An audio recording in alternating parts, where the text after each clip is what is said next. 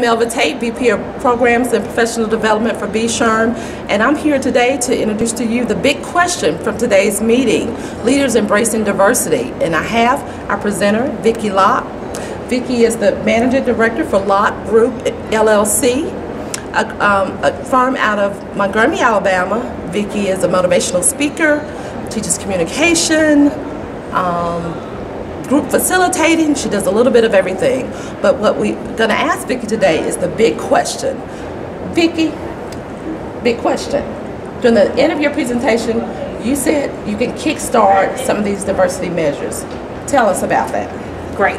No problem at all. I think the first thing you want to do, Melva, is to make sure that leaders understand that a diversity effort is not just an initiative or a project that's discrete. Here you want to look at ways that leaders can actually have some impact on their entire organization, and a few things they can do.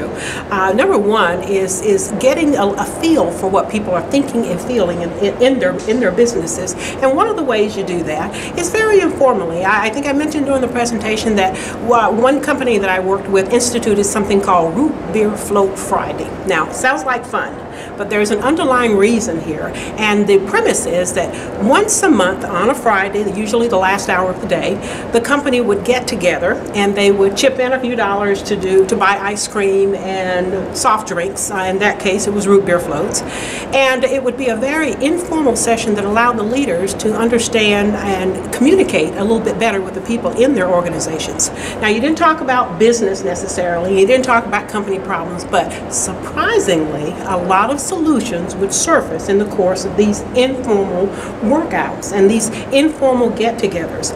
Another thing they might want to try, cost absolutely no money because we all know what resources are at a premium these days, is something that I actually call event sessions.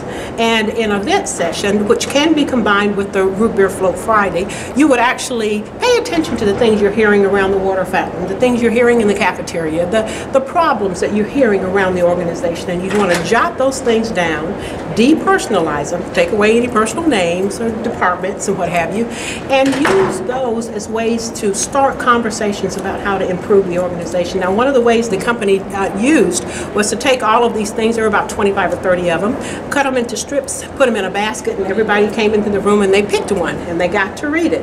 Now, that worked perfectly because people have no problem reading problems that can't be specifically identified to them. So you had an opportunity to hear what the problems were, and you had group discussion around what the solutions should be.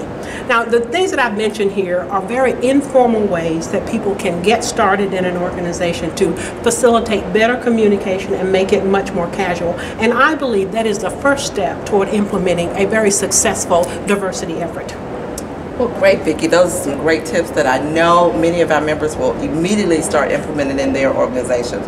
We thank you so much, and we really appreciate you sharing with us today. My pleasure.